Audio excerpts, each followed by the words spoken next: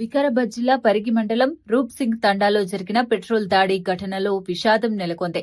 ఆస్తి వివాదంతో కన్న తండ్రి, పినతల్లి కుటుంబంపై పెట్రోల్, డీజిల్ పోసి నిప్పంటించిన ఘటనలో గాయపడిన వారిలో 2 ప్రాణాలు కోల్పోయారు.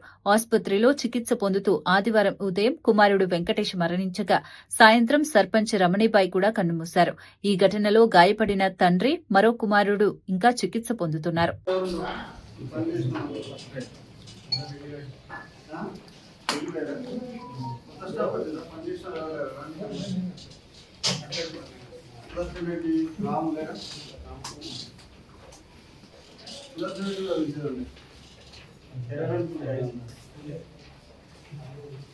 దయచేసి ప్రజలందరూ కూడా ఏదైనా సమస్యలు ఉంటే పెద్ద మనుషుల సమస్యలు మాట్లాడుకోవడం, లేదంటే కోర్టు ద్వారా కానీ సమస్యలు పరిష్కారం చేసుకోవాలి.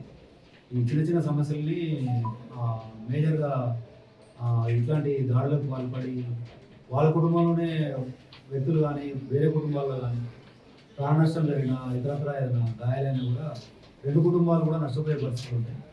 కాబట్టి దయచేసి చర్చల ద్వారా పరిష్కారం చేసుకోవాలి.